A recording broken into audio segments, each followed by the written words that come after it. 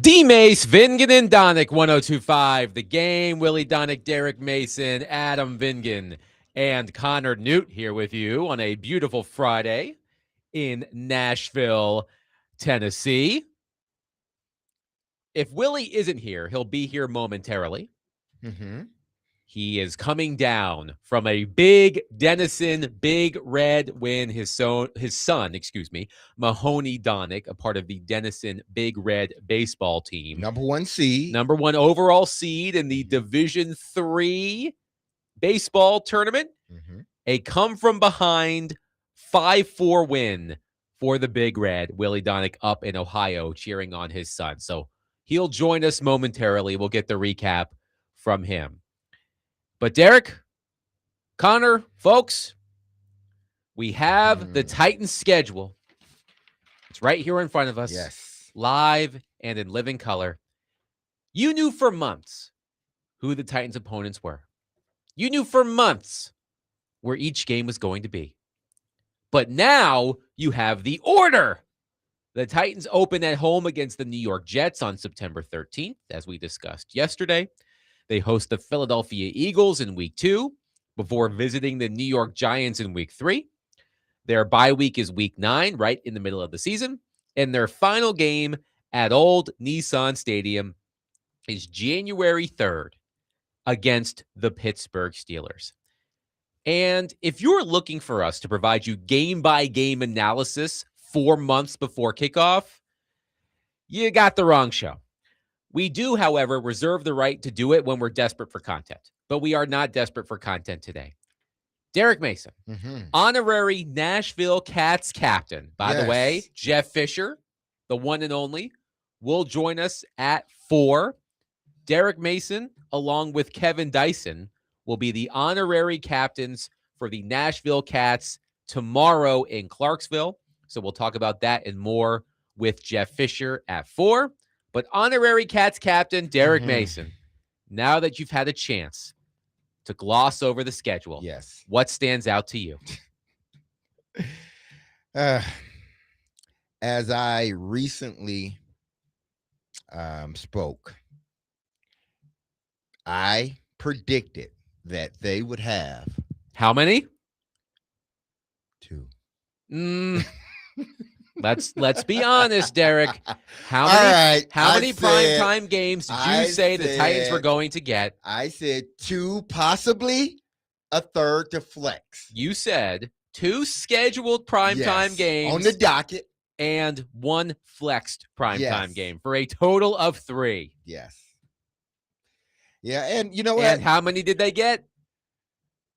3 minus 3. Which is 0. Hey, listen, you can't always bat 100%, okay? You can't just have to be a little wiggle room in there. I can't be perfect, man. You know? I know. It's you're right. I'm flawed too. You're right so many times. Every once in a while, you have to be wrong. Yeah. People don't want to hear somebody that's always right on the radio. Well, they want to be combative. They want some, I told you so. That's what they want, man. That is part of the job after all. But as you look at this schedule, sans any primetime games, what stands out to you other than the fact that there are no primetime games? Man, what else stands out to me? Bye weeks, late in the season. I don't see anything. You tell me. It wasn't a trick question. What do you, I mean in regards to what? We've talked so much about strength of schedule and how now I understand what you're saying. Okay. I'm looking at the schedule and you're right. The first half of their schedule, if you're looking at the first 5 games, it's tough. They got Philadelphia, they got Baltimore, and then they got the Houston Texans. Those 5 games, you look at the Jets and you look at the Giants, you figure, okay, if you're going to try to get a win, those 2 would be your wins. But you're looking at a tough schedule to start off, even though, I know that their strength of schedule is sort of, they have one of the weakest schedules per se. So Warren Sharp, he has the Titans with the 13th easiest schedule in the NFL this season, according to projected win totals for their opponents. So Warren Sharp doesn't look at record from last season, which I believe is a flawed model. He looks at projected win totals for the upcoming season. He has the Titans with the 13th easiest schedule in the NFL. And speaking of Sharp, he has a really cool strength of schedule tool that I'll get to in just a moment, but please continue. No, but then you look at the first half of their season, but and it's tough. But then you jump past the bye week, and man, it gets even tougher. So whereas we look at this schedule and we say, well, yeah, it should be a little lighter than it was last year. But if you're looking at it, you're looking at the projections of where these teams will be. First, you look at the division. To me, they're playing Jacksonville twice, obviously, but that's in the second half of the season. And twice in 3 weeks. Yes, twice in 3 weeks. Which I strongly dislike. I don't like that either. I prefer when the divisional matchups are spread out throughout the season. So the Tennessee Titans come back from their bye in week 10 against the Jags, then play Dallas, then play the Jags again twice in 3 weeks. Yeah, and I don't. And they've done that before. Didn't that happen last season? I think it was with Jacksonville or Houston. Was it with Indianapolis? I'll look it up. It was obviously with one of those. But you look at their schedule, it's a tough schedule. And, I don't know how this league is going to, sort of lay itself out. But if you're just looking at each team and how either they've upgraded or stayed the same, or guys that were injured last year, they're coming back. This may be just like last year. This may be a tough schedule. If you really look at it, with the exception of the Jets and the Giants, maybe Cleveland. But I think Cleveland is going to be a much better team. But you look at everybody else, and you throw the Raiders in there, but you look at everyone else, man, these are probably projected playoff teams that they're playing. So in 2024, 4 of the Titans' final 5 games of the season were against divisional opponents. Yeah, and I know why the league does that, because it adds a little bit more intrigue. But, man, I would love to see it, spread out, where they're playing at least, they're playing 4, they're 3 teams in the first half of the season and in the second half of the season. So once. And I think that works better for both ball clubs. And look, as we've discussed this week, predicting the Titans record the day after the schedule comes out is sort of a fool's errand. There is so much that can change between now and kickoff, which is 4 months from now. So keep that in mind. But I saw Jonathan Jones of CBS Sports post on social media yesterday, quote, "I'm being 100% serious when I say no team has a better schedule than the Tennessee Titans. They get a full week of rest before each game, a bye week in the middle of the season, all but one game played in or within a 1-hour difference of their time zone." And that all sounds great. Mm-hmm.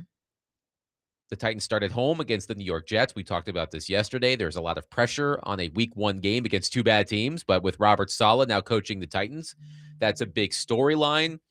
2 in a row at home to open the season. The Jets and the Giants, who knows what they'll be. And we'll play a fun game later called Guess How Many Games the Tennessee Titans Are Favored in this season. You'll never guess. You probably will be able to guess. It's not very many, but we'll discuss that later. So I saw that from Jonathan Jones, and I thought, no team has a better schedule than the Tennessee Titans, huh? How could we possibly know that? Because we could be looking at teams on this schedule right now that we think are going to be bad, and they end up being good. For example, last year, nobody expected the Baltimore Ravens to start the season the way the Baltimore Ravens did. No. So who knows what the Baltimore Ravens will be in week 4 when the Titans travel to Baltimore? Who the hell knows? But look, schedule day, it's what brings people together, maybe. It brings people hope. And hope is a powerful drug. And you look at the schedule, and if you squint hard enough, maybe you see a path to the Tennessee Titans being competitive in some way, shape, or form. But I mean, you can look at it from that standpoint, and you can look at it glass have 4 from this standpoint. Listen, the Jets, they are a rebuilding team. So they may be, if you're just looking at them personnel wise, they may be just as low as you or even lower. You look at Philadelphia. How will Philadelphia look if indeed they trade AJ Brown? Will they still be the same explosive team that they have been in the past? Giants is the same as the Jets. New coach, new system, everything's new. You got a second-year quarterback. Baltimore just getting their quarterback back. You don't know how they're going to start off. They got a new coach, so things may be changing. Houston, CJ Stroud, is he going to regress even more? We know they got a defense. We know they're going to put together a really good defense, but it's their offense. Can they be more than what they have been? And I can go through every team on this list, and I will eventually today. But there shouldn't be sort of this pessimistic view. My view is, hey, listen, I just want them to improve as a team. Do I want them to win more games? Yes. I think their schedule, based upon, the sort of uncertain or the question marks that every team has, they have an opportunity. And I know the Titans have their question marks as well. But I know what their question marks are, and I can see their question marks just about every day, if they're improving or not. I can't see those other teams. So it's still a question mark to me and everybody else. Before we bring in Willy Donnick, let's go to our phone line driven by Wilson County, Hyundai.com, and welcome in Gil. Gil, thank you for calling. Please go ahead. Do we have Gil? Gilly. Call back, Gil. Yeah. Let's bring in Willy Donnick, fresh off a Denison Big Red win. Willy, as we are discussing the Titans schedule, as you look at it, what stands out to you? That I was right. Hello, Derek. I hope you mentioned that already. Yes. No, I mentioned that Adam brought it up first. Adam brought it up first, and then I said that. Well, look, I'm not surprised, but I will continue to emphasize, I think, the positive, because at the end of the day, what's the big deal? You're playing 17 games. Everybody else is playing 17 games. I think the routine of playing every Sunday, where your week is lined up and there's no deviation from it, week in, week out, other than the bye weeks, I think can be a positive. So I have never sweated that much. I know all the reasons. It goes back so long, so I wasn't surprised at all. And other than the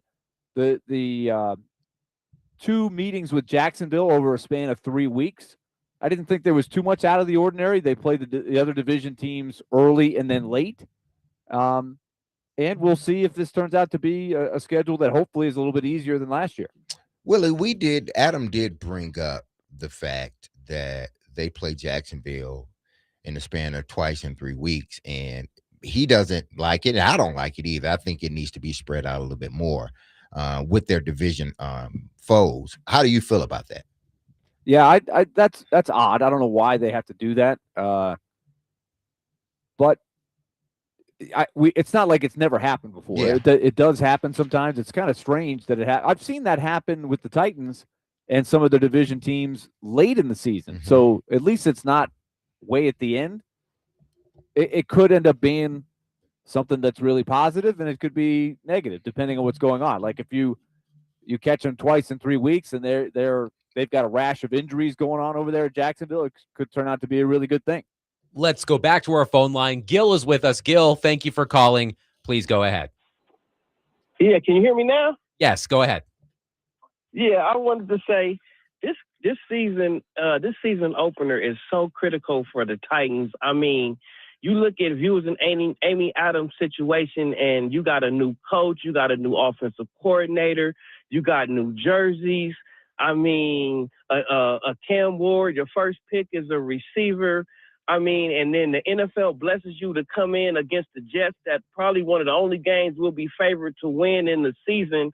And a lot of these season openers have killed the momentum of us just moving forward. And I just think that this is the opportunity for the Titan fans to come fill the stadium up and feel proud about the team and the changes that's made, and just to start the season off with a bang and then move the momentum in to having a better season than a lot of people expect. I'm really optimistic about the Titans, and I just hope that Robert Saleh comes in ready to kick his old teams, behind. Thank you, Kill. And we did discuss this yesterday when it was leaked that the Titans would open the season at home against the New York Jets. There is no such thing as a must-win game in week 1 of the NFL season. People will remind you that in week 1 of last season, the Las Vegas Raiders, who ended up with the number 1 overall pick, defeated the New England Patriots, I believe, in Foxborough. And the Patriots ultimately went to the Super Bowl. So there is no such thing as a must-win game in week 1 of a season. However, there is such thing as you better make damn sure you win game. And that's what this is for the Tennessee Titans for more ways than one. Yeah, it is. And you're right. From a must-win standpoint, when I think of must-wins, it's like you got to enter into the playoffs. If there's a pivotal point in your season where, in order to win that game, you get, the number 1 seed or something like that. Those, to me, are like truly must-win games. Like you said, Adam, I think this game is one of those games where, listen, you need to win this game. I'm not saying it's going to make or break the Titans season, whether they win or not, but it will have people thinking, their fan base thinking, like, how much change have we really made? Are we really a better team? And a lot of it hinges on how well Cam Ward plays. If he plays well and they lose, they needed to add more around Cam. They're not doing well for Cam. If they lose and Cam does bad, it's going to be, well, they reached for Cam. They shouldn't have drafted. They should have took the picks. Is he developing? So this is one of those games, at least for the fan base, they got to have. 615-737-1025 will take your thoughts on the Tennessee Titans schedule. As I said, you've known for months who they were going to play.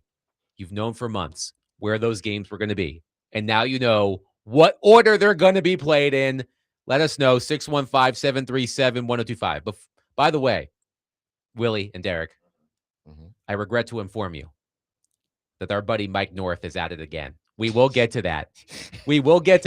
But first, Chad Withrow from Hot Mike with Hutton and Withrow will join us coming up next, 615-737-1025. Today, Vanderbilt baseball takes on South Carolina at Hawkins Field. First pitch is at 6.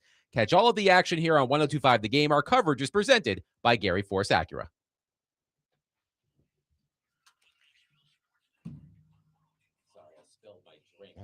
Oh, goodness. What is it? Water? Oh, okay, good. I was about to say it wasn't soda, was it? So Chad just texted me, and he said, when you intro him, don't say anything about Outkick, just say his name. Okay, just say Chad Withrow. He said he'll explain later. It's not a bad thing. Oh, okay. I don't know any details. Well, probably trying to do it. I won't say it again. Okay. Probably doing some type of contract thing. Yeah, that's okay.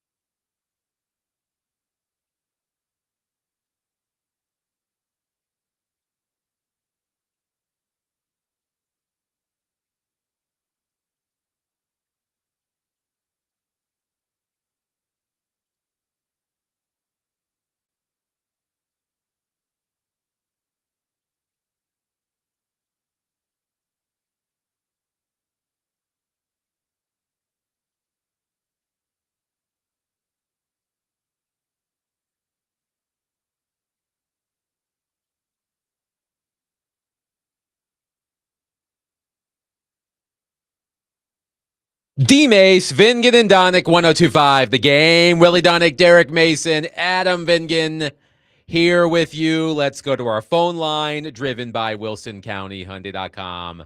And welcome in our friend, Chad Withrow. Hello, Chad. How are you? Doing well, guys. Can I start with just a primary complaint, something we had on our old show? Of about course. Schedules Yes. that are out there. Just one general rule, and I want to get your guys' take on this as well. A schedule is meant to be vertical and not horizontal.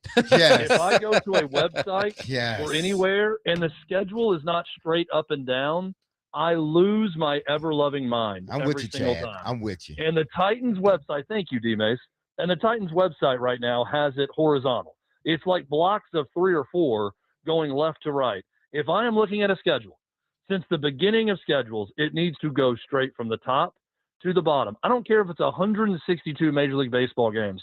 I want to see top to bottom. I want to scroll down to the bottom of it. Vertical, not horizontal. That's my primary complaint. I just wanted to drop that in with you guys. Hopefully you agree. I do. I do. Willie? Good. Well, I guess Willie's like he's undecided. Willie's undecided, Yeah, I he's suppose. undecided right now. We'll get Willie's response in just a moment. But Chad, before we get back to the NFL schedule, I do want to ask you about something college football related. Actually, a couple of college football related things, if I may. You mentioned on social media yesterday that you were at the premiere of The Breadwinner, starring Nate Bargatze, and it was reported by Clay Travis that Jared Curtis having a cameo in the movie was part of his NIL deal with the Vanderbilt Commodores. Do you think this will become something that high-profile donors or alum or alumni adjacent people such as Nate Bargatze will do? I mean, Matthew McConaughey has to step up, right? Yeah, that's when Clay posted that. That's the first thing I thought. By the way, I was at the same movie premiere as Clay watching it. This is probably why Clay has, $150 million and I don't, is because he just thought to report it right away. So everybody gets to quote Clay on it. I could have reported it too. I just didn't think to even do it when I saw him. I'll say this about the movie. First off, it's very good. I hope everybody goes and watches it. It's a good, family-friendly, wholesome comedy. It was better than I expected. And if you love Nate Bargatze's stand-up, you're going to love the movie. Jared Curtis, guys, appears in the first 90 seconds of the movie.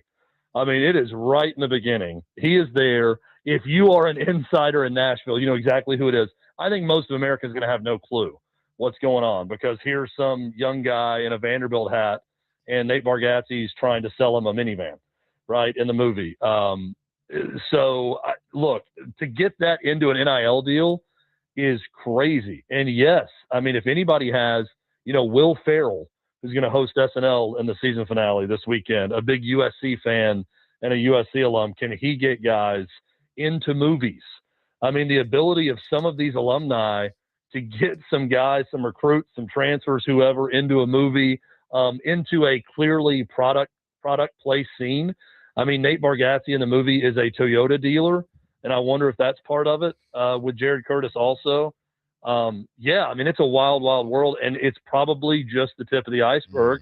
I don't think you have a lot of instances where this is going to be something that's possible, and it really does depend on the type of movie we're talking about where you could even get a player in it. But I think it's inventive, good for Nate Bargatze, who's got tons of access to a lot of different things now and all this success, and he is a legitimately huge Vanderbilt fan, that he was able to make this happen for a guy that Vandy wanted very badly, and so did the rest of the country. After Lane Kiffin's comments, Chad, to Vanity Fair about recruiting at Ole Miss, how will his return to Oxford compare to his return to Knoxville? So, and I posted something about this, and Ole Miss fans lost their mind. Tennessee and Ole Miss fans are very different. Like, I don't know if you guys have been to a game at Ole Miss. I've never felt threatened or felt like I was walking into a snake pit of an environment at Vaught Hemingway Stadium. Now, Tennessee and Ole Miss also, it's about 45,000 seat difference between the two stadiums. So there's a lot more people in Knoxville. I just don't think it's going to be as intense. I think the intense feelings right now from Ole Miss fans are first off, they're justified in everything Kiffin has done and said. I completely get it. A lot of time passed between Lane Kiffin spurning Tennessee and then showing back up with Ole Miss in Knoxville. But I just think the fan bases are very, very different. And I'm not saying this as a diss to Ole Miss fans. Tennessee fans are just a little crazier. Not a little crazier, a lot crazier, a lot more intense. Ole Miss fans are acting like, oh, but, we drink in the Grove before the game. And I'm thinking, you don't think Tennessee fans are drunk before games? I can testify. I went to Tennessee. They're drunk. Tennessee fans are very drunk, many of them, walking into Neyland Stadium, just like Ole Miss. So, guys, I think it's being overblown. I don't think it's going to be that hostile of an environment. I think it's going to be the loudest Ole Miss game of the year. But I don't foresee an instance where, mustard bottles and things are being thrown onto the field. I may be wrong. I may eat my words, but I really do think that it's not going to compare to what we saw in Knoxville that night. Now, also, the officiating had a lot to do with that in that game. Until the end, when Tennessee got screwed by a few game-turning calls in that one, and then they end up losing, and then Kiffin is, having guys fake injuries and everything else going on, and it kind of led to that. I just don't see that happening in Oxford. Now, Chad, looking at the schedule, and we were discussing it right before you got on, and, it may seem like one of the easiest, the top 12, 13 easiest schedule, but if you look at it, it can be daunting at the end. But I don't think I've seen, and tell me if you agree, the teams that they're playing this year, there are a lot of question marks, not necessarily because I think the team's bad, because each one of these teams had someone that was injured or a new head coach or a new office. Something's going on with their team that, it may look like they're going to be a good team, but you just never know how that thing will mesh. Yeah, I mean, it's crazy, guys, when you look at, what do we know about the teams on their schedule? You mentioned injury, right? Mm-hmm. Jaden Daniels coming back for the Commanders. What do we know? The Eagles, we know they're going to be good. We feel good about them. We feel good about the Ravens on this schedule. But, who's going to be the quarterback in Cleveland? What is Cincinnati going to look like this year with Joe Burrow? I mean, on down the list, the Raiders, will it be Fernando Mendoza starting? Will it be Kirk Cousins at that point in the year? We think it's going to be Mendoza, but who knows? We think Aaron Rodgers is going to be on his last leg, maybe in his final games in the NFL when the Titans play the Steelers in early January. Yeah, Dmase, I think there's a lot of uncertainty. And I can't look at anything the Titans are playing or on their schedule and say, boy, it's an easy schedule.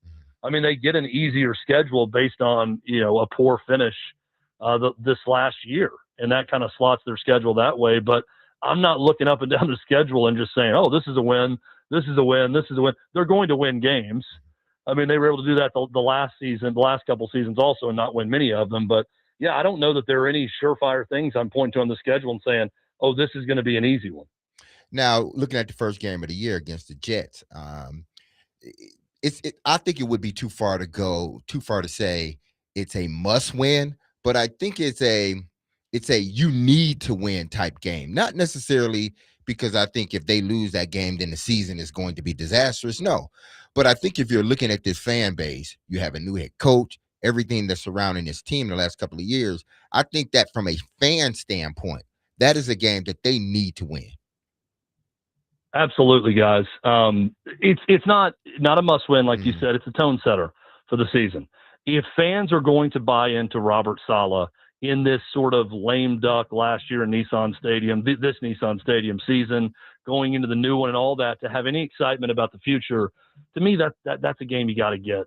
Because you lose that game, and Aaron Glenn with all the questions about him and quarterback and with the Jet situation, everything else, if they can't win that game at home to open the season, it's going to be doom and gloom for this team and this organization and the fan base. So I do think it's a huge one. I look at east of here with the Tennessee Vols, and I think there's an early game on their schedule that's very similar. There's not high expectations for Tennessee this year. They go to Georgia Tech in week 2. That's a game they should win. They're probably going to be a slight favorite in that game, but they could very easily lose. And I think to have the season you want to have for the Vols, whether they're starting George McIntyre or Faison Brandon, they're going to need to go to Atlanta and win that game. And I think it's kind of a similar, it's probably going to be a 3.5, 4-point spread, something like that, just like the Titans are probably going to be favored by a field goal or so in this game. So, no, I'm with you, D-Mace. It is a huge game to set the tone for what this, not just the season's going to be, but what the Robert Saleh era is going to be for the Titans. Chad Withrow is with us. Hot Mike with Hutton and Withrow. So, Chad, let's fast forward to the end of the season. Let's just say that the playoffs are not on the line for the Titans, and it's the last game at Nissan Stadium, which is, it's fading. They clearly aren't going to do anything to make it inviting this year. They're looking ahead to when the new stadium opens. So what do you see as the atmosphere in that game? Do you think it'll be really nostalgic? Do you think people will be like trying to grab mementos from there? Paint the picture. Willie, you probably watched this of all people. There was a documentary about the Montreal Expos leaving Montreal. You're probably one of the few people who watched it like I did. I remember watching that last game at Olympic Stadium in that documentary and just how torn people were, with the team leaving and not supporting ownership and feeling duped and all that. But yet they were there and they were emotional in that last game with the team. This is a different situation where you're going to have an upgrade. You're not losing a team. The team is moving into a much better, more state-of-the-art stadium. And the team, quite frankly, has sucked here recently. So if this is another season where the Titans are at 3 or 4 wins going to the end, and what does that look like in the end for Nissan Stadium? I just don't know, Willie. I don't see it being some emotional moment where fans are breaking out their screwdrivers and taking seats home with them and, reliving the glory days of the Music City Miracle and getting the number 1 seed in the AFC playoffs and all of that. It's hard for me to even envision what it's going to look like because I think the fan base for this team has changed so much over the years. I think the team's own value in their history, quite frankly, has changed a lot. That their valuation of original fans in Middle Tennessee and Tennesseans that like the Titans, I think, has evolved over the years. So, it's a great question, Willie. I don't know, and I don't really have an idea of what that's going to look like in that last game because it felt like a couple of lame duck seasons here with the Titans, and this is going to be the end of it with this team. So I don't know what to expect. Yeah, it'll be a story when it comes around. Chad, the last thing for you on my end, do you think Greg Sankey, if he deep down believes that the college football playoff should not go to 24, but a lot of the big players in the SEC, the coaches, etc., put pressure on him to go to 24, does he have the guts to stop it for the good of the game? I like Greg Sankey. The answer is no. I don't think he has the guts to stop it. I'm not sure if he has the power to completely stop it either. Now, ESPN with Greg Sankey, to me, that is the card they could play that could have the power to stop it because of their influence over the sport. And of course, the ESPN is the sole provider of all SEC football games. So maybe the two of them combined could stop this from happening. But in the end, who is Greg Sankey other than kind of an employee of the 16 member schools and athletic departments in the SEC? Much like Roger Goodell, with all of his power, he answers to the 32 owners in the NFL. So, no, I think if every school gets together and every coach and every athletic department and then all the networks decide, hey, this is what's right, Greg Sankey's not going to, even if he had the guts or wanted to do it, he's not going to stop it. And I'll also say the biggest reason that Greg Sankey wants to stop it is because he likes the SEC championship game. The league makes a lot of money off of it. The ESPN likes having that SEC championship game, and he's got sponsors and he's got contracts that he wants to uphold with that. I do think that he's being honest and that he doesn't like the idea of that many teams playing in a college football playoff also. But, a lot of this is self-serving, where he really just doesn't want to see the death of the conference championship game happen because the SEC has been the most successful conference at hosting a championship game. Chad Withrow from Hot Mike with Hutton and Withrow has been our guest on Dmase, Vingan, and Donick. He joins us every Friday. Chad, as always, a pleasure. We'll catch up next week. Yep. Have a great weekend, guys. Thank you. 615-737-1025. Coming up next, our friend Mike North.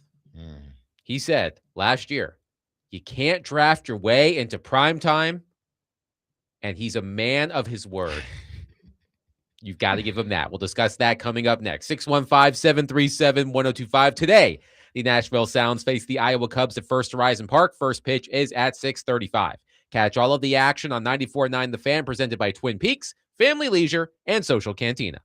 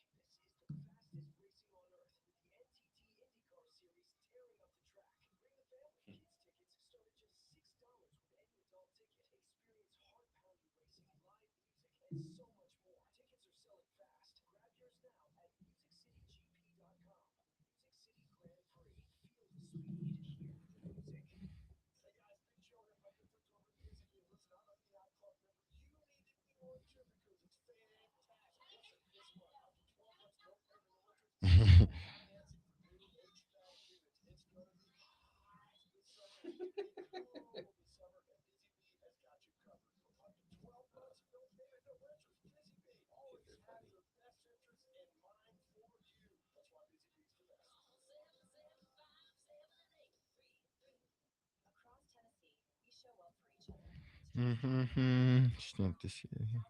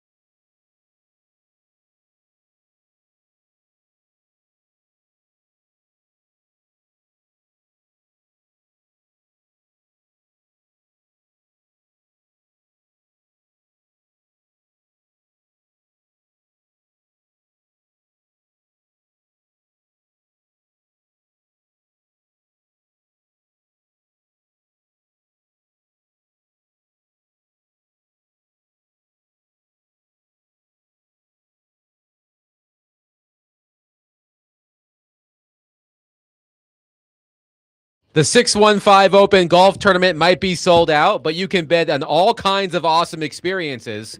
To directly support Folds of Honor at 615open.com/auction. Have an unforgettable time while supporting a great cause. That's 615open.com/auction. Willy Donick, Derek Mason, Adam Vingan here with you, reacting to the Tennessee Titans 2026 schedule. And if you listen to the show, we've told you about our buddy Mike North. We don't actually know Mike North. I'm not sure we would be buddies if we knew Mike North. But Mike North works for the NFL. He helps put the schedule together. And last year, he caused a fuss when the NFL gave the Tennessee Titans 0 primetime games. And he said on multiple outlets, you can't draft your way into primetime.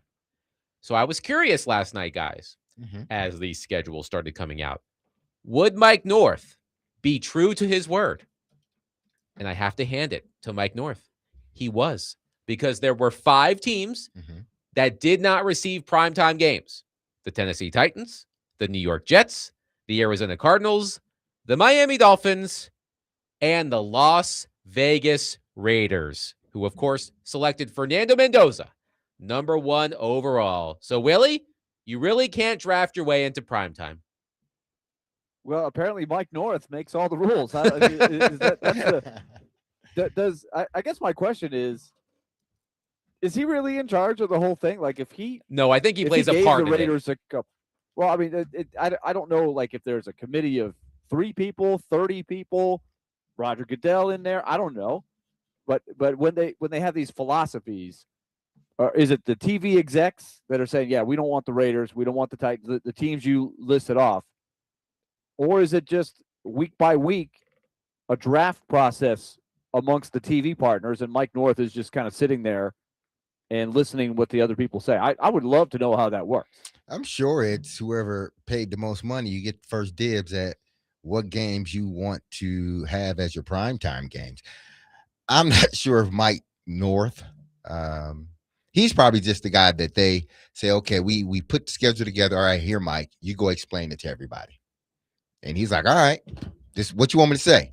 You can't play your way or draft your way into a. He's got a catchphrase. Yeah. You have to give him that. He's got a catchphrase. He stayed true to it. I will. Whenever I hear him on that, whenever I hear you can't draft your way into primetime, I immediately think of Mike North, and that's what a good catchphrase is. As Connor knows, in professional wrestling, you've got to have a good catchphrase. Mike North, he has a good catchphrase. You can't draft your way into primetime. By the way, the LA Rams, the leaders in the clubhouse, 7 primetime games for the LA Rams, 6 each for Green Bay, Kansas City, Buffalo, and Seattle. Dallas, Philadelphia, Chicago, New England, and San Francisco with 5 apiece. So again, the only 5 teams without primetime games so far, the Jets, Cardinals, Titans, Dolphins, and Raiders. But you know what? Mike North, I suppose he did a conference call with reporters today. Our friend Easton Freeze of A to Z Sports was kind enough to transcribe it for us. And here is what Mike North said about the Titans and the teams in the Titans situation. Quote, let's see if I can find it. There it is. And then relative to a team like the Jets or the Cardinals or anybody else, the Titans, who felt like they didn't get as much national television exposure as they were hoping to, that's what flexible scheduling is for. That's why we put it in. That's why we work with our partners every year to ensure that the teams that have played their way into bigger television windows have an opportunity to be rewarded when we get into November and December, and the crystal ball isn't always as clear as we hoped, end quote. And as Easton writes, some may see this as an encouraging tease. I would argue it's a cruel one, given the likelihood of how late into the season this renovated roster will actually remain in the playoff hunt, meaning the Titans, of course. Well, only thing they got to do is stay relevant within their division first and foremost. If you can win, your division games, you can be a leg up on your division. Then, everything else, you just need to go basically 50-50. And if you're winning, all 3 in your division and you win half of the games outside of your division, typically you're a playoff team. I see it as a silver lining in this. Why? Because I said they would get flexed into a game. So I gotta hold on to some type of hope there. But this is where I think, the Titans fan base eyes should be to the flex. Because that will tell how well your season is going or not. We do have some breaking news in the NHL. It is not the Predators hiring a GM, but this is interesting. So you may have seen last night. By the way, the Vegas Golden Knights eliminated the Anaheim Ducks. So congratulations to the Nashville Predators. You get a 2027 second-round draft pick because when the Predators acquired Nick Hague from the Golden Knights last summer, it included a conditional 2027 third-round pick. It would become a second-round pick if the Golden Knights won 2 playoff rounds, which they did. But after the game, John Tortorella did not address reporters. I believe they made 2 players available at the podium and then another player in some sort of side room. The NHL has just announced that, quote, as a result of flagrant violations of the 2026 Stanley Cup playoffs media regulations, the Vegas Golden Knights will forfeit a second-round pick in the 2026 draft, and John Tortorella has been fined $100,000. No way. Wow. A second-round pick? According to the NHL, the imposition of these penalties comes after previous warnings were issued to the club regarding their compliance with the media regulations and other associated policies. Vegas has been offered the opportunity to appeal these penalties to the commissioner's office. That appeal would be held in person next week in New York. But the NHL, just breaking, the Vegas Golden Knights, because John Tortorella did not want to talk to reporters last night, fined $100,000 and the team loses a second-round pick? Wow. The $100,000, I can see that's an easy one. But a second-round pick, Tortorella has been doing this for years. This type of thing, or going up there and staying there for 18 seconds, or I don't know what his record is. Between he and Peter Laviolette, they are the two that have probably had the shortest ones in league history. But to take a second-round pick, that is harsh. Like I don't like the Golden Knights. I never will. I guess I'm envious, jealous, whatever. Like everything seems to work for them. But that's a harsh penalty. I got to be honest. Do you agree? I would not have anticipated that the team would have lost a second-round pick. By the way, it's the 2026 second-round pick, so Predators fans, don't worry. The Golden Knights, they had their 2027 second-round pick. It's now yours. But our friend Elliotte Friedman did a radio hit in Canada earlier today, and he said the reason why the Golden Knights did what they did was in protest about the Braden McNabb suspension. He was suspended for the clinching Game 6 as a result of a hit in Game 5. And apparently they were upset about it. The team was upset about it. So they didn't play ball after the game last night. Elliotte called it, quote, a bit of a temper tantrum by the Golden Knights after the game. I'll say. So $100,000 do you think fine. they're the first team that's ever been upset about a guy getting suspended? No, but you'll love this. The Golden Knights have released a statement. The Golden Knights are aware of today's announcement from the NHL regarding the post-game media availability following Game 6 in Anaheim. The organization will have no further comment. How many times have they been warned for this? Clearly, See, I don't know if they have been. Have they? But that's if they have not been warned. The release says the imposition of these penalties comes after previous warnings were issued to the club regarding their compliance with the media regulations. Still, like taking away a draft the pick, warnings were. I could see, like Willie, I could see the $100,000 fine, but taking away the draft pick, I could see a $200,000 fine. But if it's a draft pick, I could see taking away a 4th-round pick or something just to make a statement. But second-round pick, that is harsh. That leads me to believe that they maybe were specifically warned, but I can't remember an instance that led up to this. Somebody like Elliotte, I'm sure, will have more information on how this came to be, because that is a little bit out of left field for me. But apparently, based on that statement, what did the statement say? Adam, repeated warnings? It says, as a result of flagrant violations of the 2026 Stanley Cup playoffs media regulations, the Golden Knights will forfeit a second-round pick in 2026. Tortorella has been fined $100,000. The imposition of these penalties comes after previous warnings were issued to the club regarding their compliance with the media regulations and other associated policies. Okay. So they've been warned, but that seems harsh. A second-round pick? Yeah. Wow.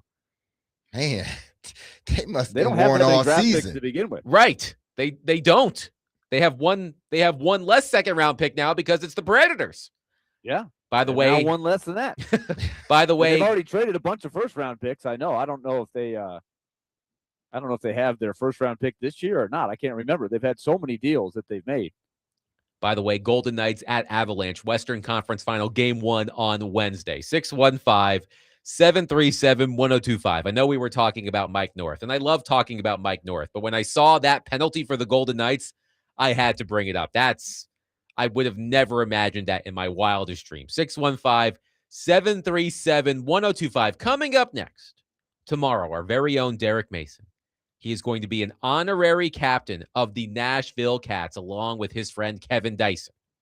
We'll have Jeff Fisher himself on the program coming up next to talk about that, plus more. Jeff Fisher on the other side, 615-737-1025. Boxing fans, 1025 The Game in the Team Boxing League have your chance to win tickets to see Nashville Smash take on the Boston Butchers at Municipal Auditorium on Saturday, May 23rd. 16 rounds and 16 fighters each go at it for 1 round of nonstop action. Text the keyword FIGHT, F-I-G-H-T, to the game text line at 615-737-1025 to enter for your chance to win.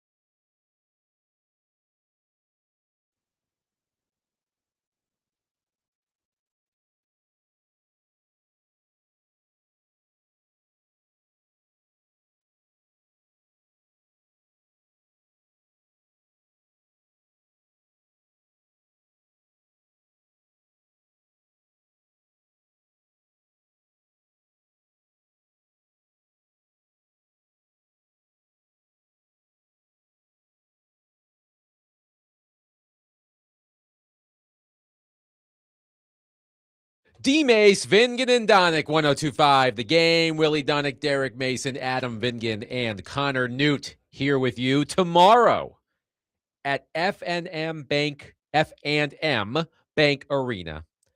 Derek Mason, our very own, and his buddy, Kevin Dyson, will serve as honorary captains for the Nashville Cats as they kick off tomorrow against the Oceanside Bombers at 4 p.m. And who better to discuss that all with than our next guest on our phone line, driven by WilsonCountyHyundai.com, the one and only Jeff Fisher. Jeff, hi, how are you? I'm doing great, guys. Thanks for having me, and good afternoon to everybody. So, Jeff, how hard did you try to convince Derek and Kevin to strap on the pads one more time? The pads? Yes. Whoa, boy. You know, The very same. we have such a thing called workman's comp.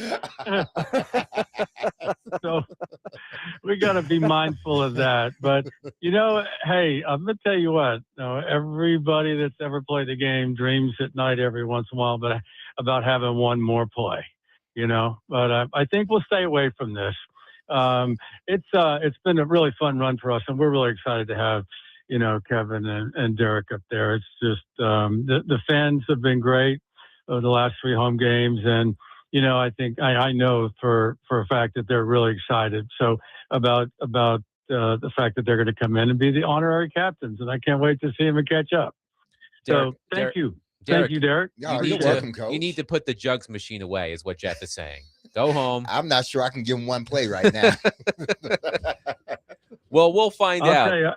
I'll tell you what, I you know, having, you know, just kind of gotten involved over the last couple of years. I mean, it's amazing when receiver goes up for the ball and he goes over the boards and lands on a table, and beers and popcorn goes all over, and the official comes down, he looks over the dasher board, and if he got possession, he rules a catch. It's awesome, you know? So it's been really fun. So I don't know, you know, how many of you guys have ever seen one of these games in person, but that's the fun part about what you're gonna see. It's Coach Arbet's put together a really good team. They're very competitive, and we're just looking forward to a great afternoon. So, Jeff, the NFL schedule came out yesterday, and we have discussed strength of schedule and what factors make a schedule seem easy or hard. When you were coaching and you took a look at a season schedule for the first time, what sort of things did you look for that told you how difficult a schedule could be? Well, I think you go and look for short weeks, long weeks, bye weeks, and then back-to-back, you know, if you will, long travel. Those are the things that you look at. And then, of course, look to just to be reminded over the fact that, you know, as things wind down in the last 4 to 6 weeks, the bulk of those games are going to be within the division. And so me personally, I was looking to see when the bye week was most of the time so I could go see my boys play a game. But beyond that, I mean, it's all about the opener, you know, and when that is. And then, you know, but again, you know, the overseas trips, you know, those kind of things, short weeks, long weeks, you know, they're a big consideration, you know, as you begin to build. And then, of course, you know, don't put too much emphasis on the opener, you know, because that's what at times you can dwell on that. And then all of a sudden things either go well or they don't. And then here you are in week 2 and you got to keep rolling. So, you know, it's like coaches always say, it's just 1 week at a time. But those are the things. Those are basically the things that you look at. Now, Coach, you've always been, you know, a defensive-minded individual when it comes to coaching a team. I mean, great at special teams and everything else, but you know, with you, we always had a good defense. We see what the Tennessee Titans have done offensively. Is it important to get your quarterback, your young quarterback, a receiver like Carnell Tate as early as they got him? Yeah, I mean, I think so. I mean, I didn't do him. I didn't really do any college talent other than TV scout and everything. Mm-hmm. But I think. Well, before we get to that, if we're talking about him, I'm really impressed with the staff. Mm-hmm. Brian Dayball, Gus Bradley, John Fossil. I mean, things are different now, and Coach did a great job putting the staff together. So This is a wealth of experience. They understand their needs, and they understand, their strengths and weaknesses and what it's going to take. But, it's difficult, to hand it off 35 times a game if you don't have a threat down the field. Well, know that. And, to get a guy that I'm hearing is special. Outside, he's long, he can catch, he can run after catch, he's dependable, and I think that in itself, helps to keep games close just because it allows you to run the ball a little bit more. But by and large, I mean, you got to protect it, and the things are obvious, Derek. You know that we built offensive line and tried to address it every year over the years just to be sure that we could protect the quarterback and run the football and buy some time. But those are the most important things. But I mean, you saw him. Are you excited about him as everybody else is? Yeah, I am. I'm excited. I'm excited that, they chose to get an offensive player. Obviously, I thought Love was going to be there, but he wasn't. But they got someone that I think can grow with Cam Ward as far as on that offensive side of the ball. Yeah, I mean, you know what that's like. I mean, you get in there early in your career and you have an opportunity to get a good relationship with the quarterback, man. I mean, there's nothing better than that. I mean, you guys are on the same page, and things happen. You look at the tape the next day and go, "Wow, how'd that happen?" Well, we were on the same page, Coach. Yeah, you were. Those kind of things. Now, I know they have a new offensive coordinator in Daboll, and I know the fans want the Titans to hit the ground running in their offense. But let the fans know how difficult, because you went through this with Steve, going from one offense to another, from Les to Heimerdinger, and how long it took Mac to sort of perfect that offense. Explain to the listeners, our fans, why it may take a little bit long for this whole offense to be learned by everybody. Well, it's going to be completely different, but Coach Daboll has been successful wherever he's been with his offensive system. So that's got to tell you something. The other thing that I'd point out, and you guys are well aware of this, but Cam moved around quite a bit, and Cam did a great job digesting each offense along the way. And as they were preparing for the draft and they were evaluating Cam, they knew that. They knew they had the Washington State. Then they had the University of Miami. And before that, where was it? Incarnate Word. And so you have a quarterback that's moved around, and he's excelled each year in these different systems. So he has the capacity to learn. And the time that they're going to spend, Coach Daboll and Cam together, it's going to be extremely valuable. But Coach Daboll, Brian's not going to ask somebody to do something they can't do. And, he's been successful along the way. He's not going to, he's that type of coach that's he's going to lay a call sheet down, on a Thursday or Friday and say, okay, what do you like and what do you don't like? And the quarterback's going to have a relationship with him, and he's going to say, I'm good with this, I'm good with that, I'm not quite. He goes, well, we'll kick it out. So he wants him to be absolutely sure of, each and every play call and what's the design behind it. Now, from what you know about Robert Saleh, how much difference do you think this defense is going to be compared to, say, the last 2 years?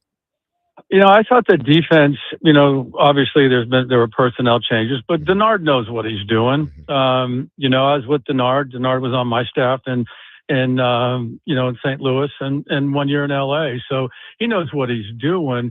There's going to be some slight changes, as you know that. I mean, I think you're going to see a little bit more of maybe the wide nine technique type of stuff, where we're shutting the edges down with the defensive ends, and we're letting linebackers run. But multiplicity, is his friend.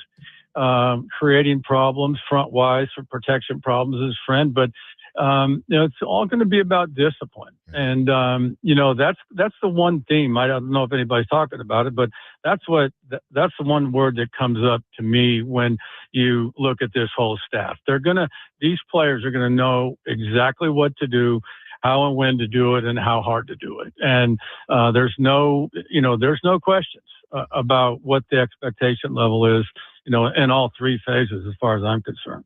We're talking to former head coach of the Tennessee Titans, Jeff Fisher. Now, Jeff, you've been in this game for a long time. I mean, from your first job in the NFL with Philadelphia to now the commissioner of the Arena One Football League. What keeps that fire burning? Because you've held several different titles along the way, but what keeps the fire burning? Well, you know what? I was blessed when I was 7 or 8 years old, like most of us that play this game, when that brown thing with the laces was put in my lap. And that football has blessed my life beyond imagination. And this is just an effort to give back. I am just trying to help wherever I possibly can. I've done different things with different programs and, different leagues. I've not coaching along the way. I'm not doing that, but I just want, when I got into the arena world, I knew nothing about it. And it was fun. It was football. And, I'm still learning an awful lot, but when I saw the interaction between the kids and the fans and the players and the 50-yard game in the arena, and it's different. Players are slapping kids' hands before the kickoff, and they're running down and they're making a tackle. And this game, and the game's special. Every conference, every level you play, and I'm just honored to be able to be in it and help and encourage people to do the best they can. And so that's what we're doing. And and there's no secrets to anything. I mean, from what the Titans have done to what we're trying to do in AF1 and club to club to club is you want to surround yourself with the best possible people you can and enjoy coming to work and most importantly, have fun. And the indoor world is an awful lot of fun right now. We're talking to Jeff Fisher. Jeff, Derek stole a little bit of my thunder with that question because I wanted to get you to go a little further with just what gives you the joy right now of the Cats, because I know you've taken on a role of not only just watching the games on the field, but you've had a lot to do with how the game gets marketed, how the business part, and you're helping keep the league together. But when you put all that aside and they actually start doing, start playing the games, what gives you the most enjoyment when you're just watching a Cats game? Well, I'm when I'm watching a Cats game, I'm pulling for both clubs, because I have the commissioner's hat on.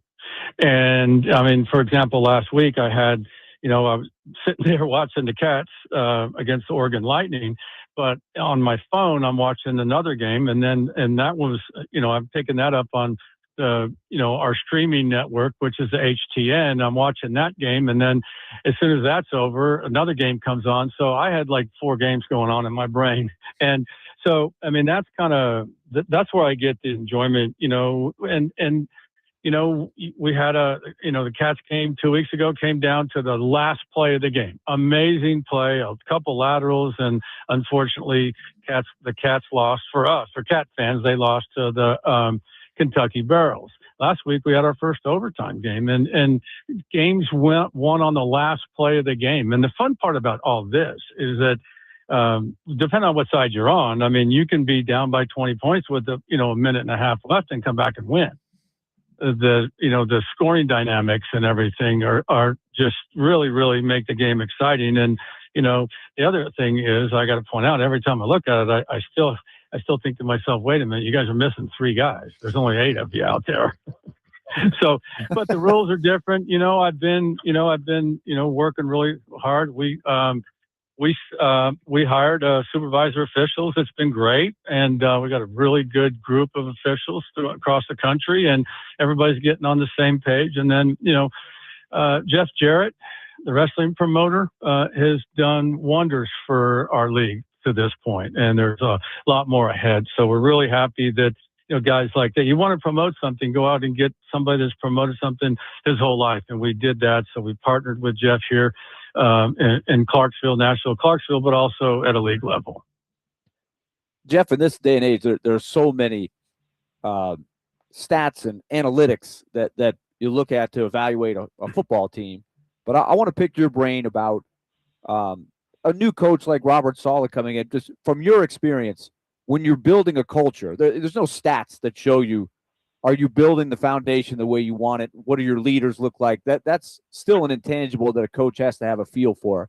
So when you started off as a leader of a team, whether it be the Oilers that turned into the Titans or the Rams, teams that you've come in on, how did you try to check those boxes to see, am I building the culture and the foundation the way I want it to?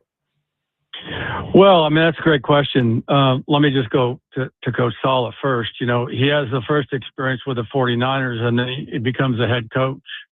And then he goes back again to the 49ers, and now he becomes a head coach. So he has the experience, the experience that he had as a first-time head coach with the Jets. He's learned so much from that. And so then he goes back, and by the way, it wasn't a fluke that he was a good coordinator. He did the same thing all over again. So one's going to assume that he knows how to build the defensive room.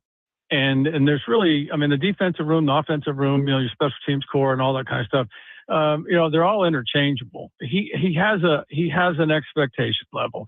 I've heard people say the last couple of years, and I haven't been real close, but I mean, the daycare is over. Okay. It's different now. And believe me, based on, what I know of him and what I've seen him do, there's no doubt that there's changes. Now, getting back to the question, well, it's all about character, and it's all about ability level, and then establishing trust with your players, and that's the most important thing. Players deserve the truth. They need to hear the truth, and they need to be told what's expected of them. And then I think the most important thing is to be able to identify strengths and weaknesses of each and every player and each and every staff member, and help them to improve their weaknesses and maintain their strengths. And it's really pretty simple. And then I guess on top of that, you want to create an environment where, in my mind, where people look forward to coming to work. Jeff, anybody can come to work. Anybody can come to work Monday after a win. Mm-hmm. But you need to come back. You need to come in a hurry into the building on Monday after a loss, because you enjoy the game. You're looking forward to coming in there. You put it behind you and you move on. Jeff, before we let you go, just tell fans who are planning on coming to the game tomorrow to see the Cats, to see Derek Mason, to see Kevin Dyson, what's in store for them around the game with this designation that our friend Derek here has.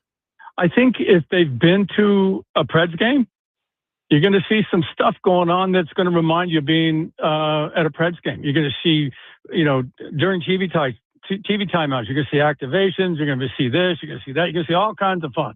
You're going to see interaction. You're going to see officials throwing their flags up in the stands during the TV timeout, and let the kids throw a penalty flag on the field. But more important than that, you're going to watch a game that's really fast, that's really exciting, and there's a fan base up there that has really gotten behind the Cats. So a lot of scoring. We hope it's close. Obviously, for Cat fans, we're hoping that they're able to, to take advantage of a new team in Oceanside, which is going to be an up-and-coming team. It's got the potential to be a really, really good franchise in AF1, and it's just a great late afternoon, early evening of entertainment, and it's just a fun deal. I mean, I'm really, really excited to be a part of it, and we're trying to build week after week after week and bring more enthusiasm and excitement to the game. Jeff Fisher has been our guest on Dmase, Vingan, and Donick. Derek, along with Kevin Dyson, will be an honorary captain for the Nashville Cats tomorrow against the Oceanside Bombers at 4 p.m. at F&M Bank Arena in Clarksville. Jeff, thank you so much for joining us. Make sure that Derek doesn't take his honorary captain duties too seriously tomorrow, please. I've got a next to me. I won't let him step on the field. How's that? Sound good but if with he me. Can catch one of those balls, hey, the thing, we got one more second. How about the live ball off the net? Derek, could you imagine turning your back and having to as a kickoff returner Nah. and catch that ball off the net and then turn around and get out of the end zone? It was hard enough No. seeing the people come and catching it. No kidding, let alone not seeing them. Yeah. Exactly. Yeah. Terrifying, actually. Yeah.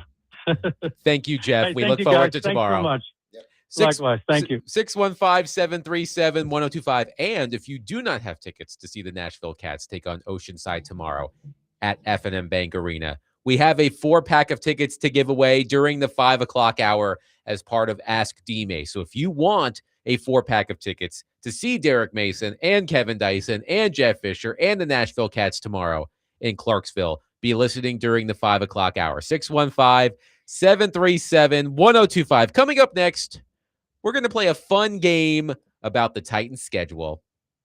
I think it's fun. The Titans might think it's sad, but I think it's fun. We'll get to that next. 615-737-1025. Willy Donick, Derek Mason, Adam Vingan, 1025. The Game.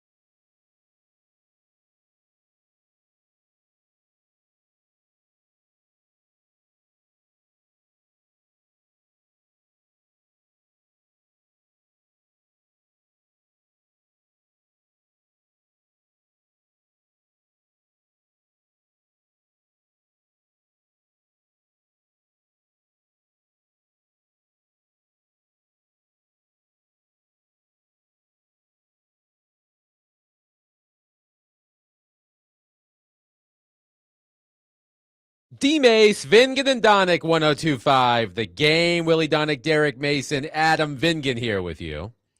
A big thank you to Jeff Fisher for joining the program. Derek Mason will be an honorary Nashville Cats captain tomorrow in Clarksville.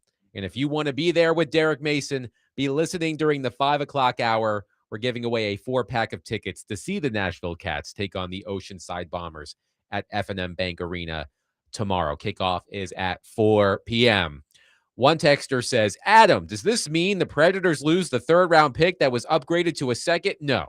So if you didn't hear the breaking news near the end of the 1st hour, the NHL has stripped the Vegas Golden Knights of their 2026 2nd-round draft pick and fined head coach John Tortorella $100,000 as a result of flagrant violations of the Stanley Cup playoff media regulations. So what happened last night? The Vegas Golden Knights eliminated the Anaheim Ducks. John Tortorella didn't show up for his post-game news conference. The Golden Knights made 2 players available at the podium and 1 player available in a separate scrum. And I guess the NHL has warned the Golden Knights previously about not following the guidelines. And so the NHL laid down the law with the Golden Knights. They lose a 2nd-round pick, and John Tortorella gets fined $100,000. The Predators' 2nd-round pick from the Golden Knights is in 2027. So this does not affect the Predators' 2nd-round pick, which was upgraded last night when the Golden Knights eliminated the Anaheim Ducks. So rest easy, Predators fans. You still have that 2nd-round pick from the Golden Knights. The NHL took away the 2026 2nd-round pick. By the way, Willie, I looked it up. If you take away that 2nd-round pick, the 2026 2nd-round pick, the Golden Knights now have 1 draft pick within the first 2 rounds of the next 3 drafts. Of the next 3 drafts? Yep. They don't have their 2026 1st or 2nd, their 2027 1st or 2nd. They have their 2028 1st, and they do not have their 2028 2nd. Not a problem for them. They'll figure something out. It's amazing how this is their 9th year, and this is the 5th time they've been to the Final Four. So, look, I don't know how they're doing it. I don't know if it is just a string of luck because it's not been the same person, right? They've had different general managers. They've had a lot of different coaches. I don't know how they do it, but it has worked for them. So, but I'm glad that the Predators grabbed that extra 2nd-round pick. That's moving up 32 spots. You never know. That could end up being a significant person or part of a package, right? That whoever the next GM is for the Predators, they're going to inherit a lot of stuff in terms of draft picks and prospects. There's a lot of things to maneuver. Here's the funny part. What does John Tortorella do when he's not coaching? He's in the media. He's on ESPN all the time. He likes to do it on his own time. He likes to do it when it's the only way he's getting a paycheck. Yeah, That's when John Tortorella likes to do it. But before he was hired by the Vegas Golden Knights, he was on, I believe, ESPN, right, Willie, on the desk for NHL coverage? He's definitely done some stuff. Everybody that knows him well seems to speak highly of him, right? He's got a screw loose when it comes to stuff like that. And a lot of coaches do, right? That's what we love about him. Sometimes he's like crazy like a fox, all of the above. Yes. All right. So I said we were going to play a game, and hopefully the 3 of you, because we'll include Connor in this as well. Mm-hmm. Hopefully the 3 of you haven't seen it. And if Connor, if you've seen it, you can excuse yourself from the game. We're going to play a fun game called How Many Times Are the Titans Favored This Season? Mm-hmm. Because DraftKings Sportsbook has all of its opening lines for every NFL game, all 272. So let's go around the room, starting with you, Derek Mason. How many times are the Titans favored this season, according to DraftKings Sportsbook? Ooh, wow. Right now, I just need a number. Okay. 3. Connor, how many times are the Titans favored this season, according to DraftKings Sportsbook? I will excuse myself from the game as we discussed this morning. Okay. Connor has been excused. Willie, how many times are the Titans favored in their 2026 schedule? Connor just missed a huge opportunity to lie and look really smart. With the exact Connor number. is an upstanding young man. I want you to know I'm an honest person. Yes.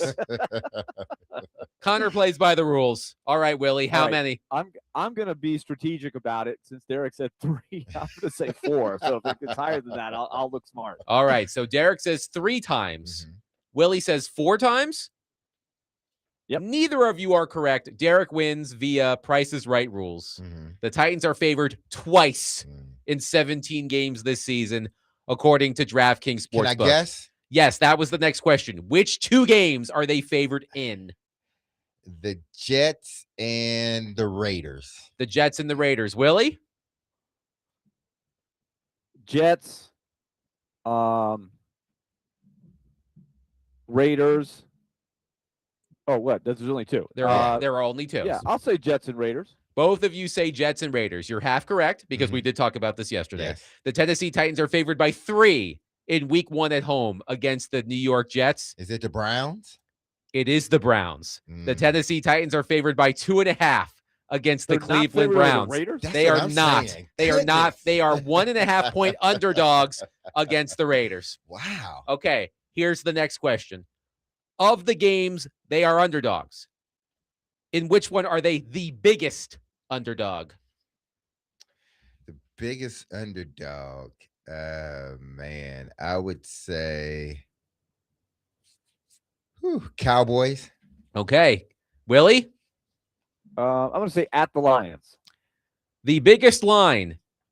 Titans at Ravens. Ravens favored by 8.5. Oh, wow. Okay. So here are the lines for all of the games the Titans are playing this season. They are favored by 3 against the Jets. The Eagles are favored by 4.5. The Giants are favored by 3. The Ravens are favored by 8.5. The Texans are favored by 3.5. The Colts are favored by 3.5. The Titans are favored by 2.5 against the Browns. The Bengals are favored by 6.5. The Jaguars are favored by 2.5. The Cowboys are favored by 6.5. The Jaguars are favored by 5.5. Commanders by 1.5. Lions by 7.5. Colts by 1.5. Raiders by 1.5. Steelers by 1.5. Texans by 7. Those should have been pick'ems. Those 1.5 should have been pick'ems. So they are underdog. They are 1.5 point underdogs against the Commanders, the Colts, the Raiders, and the Steelers. So that means that what was their win? What was their they were terrible win against the projection? spread. No, I'm saying what was their win projection this season? Is it 4 games? I thought it 6? Wasn't it 6.5? I think it is 6.5. So you can see where some of those other games may come into play. They're favored in 2, but then there's 3 or 4 of them that are 1.5. There are 4 games where the Titans are 1.5 point underdogs, and most of them are at the end of the season. Commanders, the second game against the Colts, the Steelers, and the Raiders. So I guess that's where they're picking up 6 wins Perhaps. Altogether. But again, listen, we talked about this earlier in the show. We talked about it with Chad. You just never know how these seasons are going to go. I hope, like New England last year, the Titans are, one of those teams that just catch lightning in a bottle. And as they continue to go throughout the season, they continue to get stronger. Again, I think just about every team on their schedule has some type of question mark, whether because of injury to the guys last season, and are they coming back? Are they fully healthy this season, or they have a new coach? I guess the sports books, Willie, think that Derrick Henry is going to run wild on the Titans in week 4 in Baltimore. Baltimore minus 8.5. Man.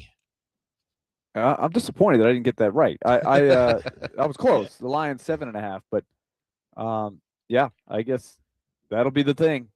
Stop Derrick Henry if you can. Yeah, not many.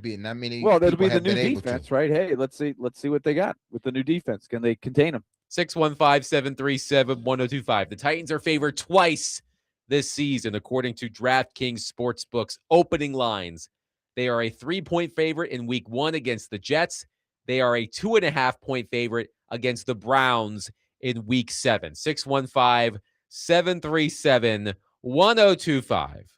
Coming up next, if the Tennessee Titans could win Super Bowls, based off of schedule release videos, they would be a dynasty. We'll discuss that coming up next. 615-737-1025. Willy Donick, Derek Mason, Adam Vingen. We are broadcasting from the Busy Bee Plumbing, Heating, and Air Conditioning Game Nashville Studios, home of the $99 yearly Beehive membership, where the buzz is always about great service.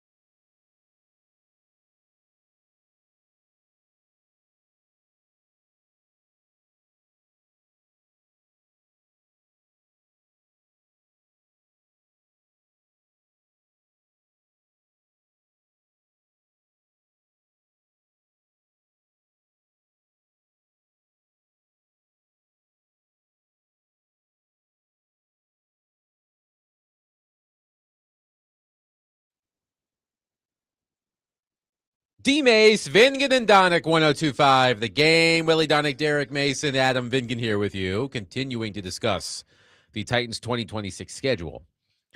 And as I said before the break, guys, if Super Bowls were won by social media admins, then the Titans would be a dynasty. Once again, the Tennessee Titans are getting a lot of praise for their schedule release video, a sort of man on the street thing where their admin went up to people who looked like other people associated with their opponents. And there was one moment in the video that had me howling in laughter. They found this random white dude wearing a Myles Garrett jersey and then put the two of them side by side. Myles Garrett, who is carved out of granite, and then there's just random white dude with glasses and long hair. Clearly not Myles Garrett. But that made me laugh. So the Tennessee Titans once again get a lot of praise for their schedule release video. One thing we were wondering, Willie and Derek, we were wondering if any team would reference Mike Vrabel and Diana Rossini in their schedule release video. As far as I can tell, there was only one team that did. And I don't think it surprises anybody. It was the LA Chargers. As Mike Florio writes, quote, in the portion of the video devoted to the Week 12 Sunday night game against the Patriots, a road sign says, next photo dump 1 mile. Then a box emerges in the lower right corner of the screen that says this, NY Post has sent you a message. Finally, the credits include a reference to the Spotify playlist that Internet Sleuths discovered last month.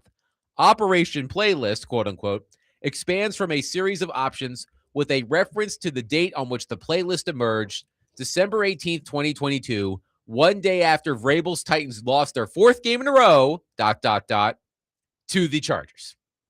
So it appears that only the Chargers decided to take a poke at Mike Vrabel and Diana Rossini, but funny nonetheless. Yeah, I mean, I am surprised that, possibly some other teams didn't sort of take a small look jab at the New England Patriots and what they're going through. Obviously, I think we knew if anybody was going to do it, it was going to be the LA Chargers, and they did it. But I think the Titans, just talking about the Titans, I think once again, we've talked about this organization and things that needs to go right and things they need to fix. But this area of,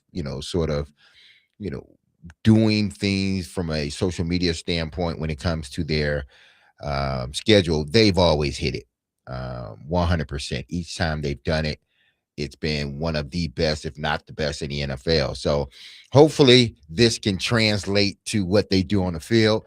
But kudos to, their staff, their public relations staff putting this together, because it's funny. It's really funny. And I think all the, people sometimes take the schedule so serious, but I think teams look at it from the standpoint of, let's lighten up a little bit and let's make it a little lighthearted. And they've done a good job. I think each team, whether they poke fun at your team or not, I think everything has been lighthearted. Willie, what did you think of the Titans schedule release video? To be honest, I have not looked at it yet. I haven't done it. I was all about the Big Red this morning. That's okay. Not done it. That's okay. Well, you got to get a kick out of when they played the Vegas Chargers, the Vegas Raiders, and what they have. They found some guy on the street, doppelgangers, spitting image of Fernando Mendoza. So, by the way, the Raiders did a great job with their video. It was a Step Brothers spoof starring Fernando Mendoza and Kirk Cousins. It was really well done. Of course, I'm sort of impartial here. My favorite was the Indianapolis Colts, which is hard for Titans fans to hear. They did an entire Simpsons spoof, which was really funny. They had you at Simpsons. They had me at Simpsons. As soon as you saw the Simpsons, it was over. Give that man the $1,000, the $1 million, whatever it is. The Colts won it as far as I'm concerned.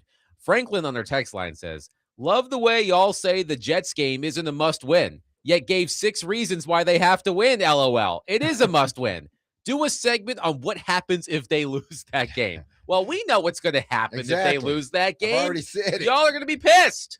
It's a freak out. Exactly. You're going to call this number, 615-737-1025.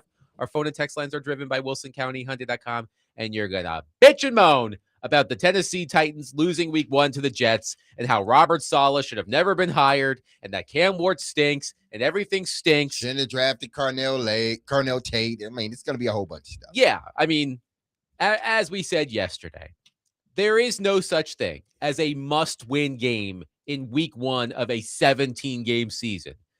To me, a must-win game is if you do not win, your season is over.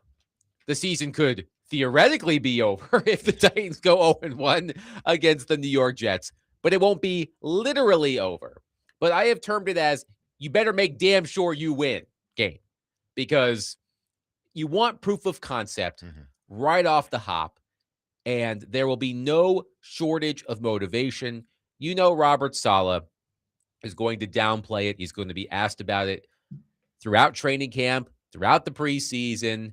There's going to be a lot of time to talk about this game. I mean, we're already talking about it, and kickoff is in 4 months. So there's going to be a long time that Robert Saleh is going to hear about this game, and he'll downplay it. It's just another game. I'm here with the Titans. I enjoyed my time with the Jets, yada, yada, yada. He may be lying about that last part, so on and so forth. But you know, inside, he's going to be incredibly motivated to start his tenure in Tennessee on the right foot and to stick it to the team that fired him when he had to start Zach Wilson and Tim Boyle and Trevor Siemian and Mike White at quarterback. So he'll downplay it, but we know it's a big deal. And I do like, Derek, I do like the fact that the Titans are playing this game at the beginning of the season. Not to say that the Titans wouldn't have been motivated had they been playing, say, the Pittsburgh Steelers in week 1 at Nissan Stadium. But to have it be the Jets, I do think we saw Jarvis Brownlee and Tavondre Sweat on social media talk about how excited they are for this game. Jarvis Brownlee's predicting a bloodbath, his words. I like that there's this extra juice because, frankly, the Titans and the Jets, they stink. So it's nice to have some extra storylines mixed in week 1. It should be a fun game regardless. Yeah, you gotta drum up something with 2 teams that are coming off of bad seasons. So, you know, anything you can get in the off season that sort of, you know, turns up the heat a little bit, I think it's welcomed. At least from my standpoint. This is just, and I think, Willie, you said it, and Adam, I think you echoed it too. I think this is just a momentum game. You know, the first game of the year, even though it doesn't lose you the season, it can, you know, sort of plant seeds of doubt. You know, do we really have the team? Depending on how the game goes. And listen, I know every team is sort of under the same guidelines as far as how much they can practice. Some teams get to come in a little bit earlier because they have a new coach. The Titans will be able to come in a little bit earlier than normal because they have a new coach, new staff. So they'll be able to, but other than that, I think every team is on a, you know, sort of same time length as far as how much time they get with their players. But this game, they have to set a tempo of what their season is going to look like. Win or lose, they got to set a tempo, and the tempo has to be one that the fan base can see and feel. It can't be, you know, a one of question, because even in a loss, I think you can still look at it and say, okay, this team is headed in the right direction. Now, if you lose in a fashion where fans don't see it, then there's seeds being planted within, you know, the locker room. That's not a recipe for a season that is going to be successful. So whether they win or lose, I think in the manner for which they play is going to be big. But I know the fan base, they want to win. I want to win. But I look at it a little bit deeper than that.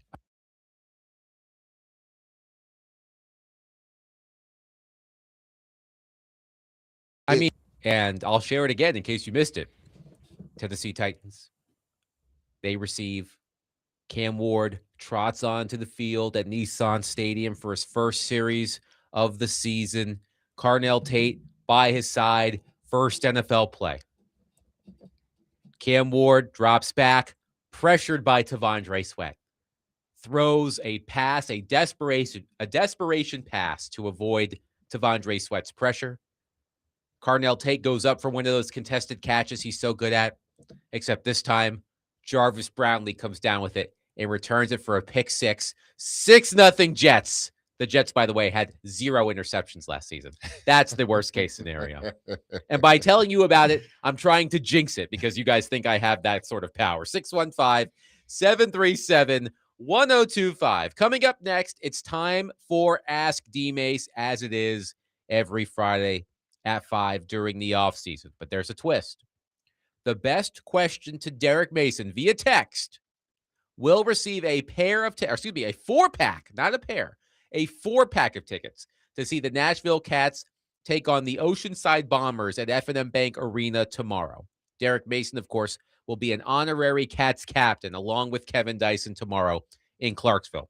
So if you want a 4-pack of tickets to see the Cats take on the Bombers tomorrow and be there with Derek Mason, send in your questions now. 615-737-1025 for Ask Dmase.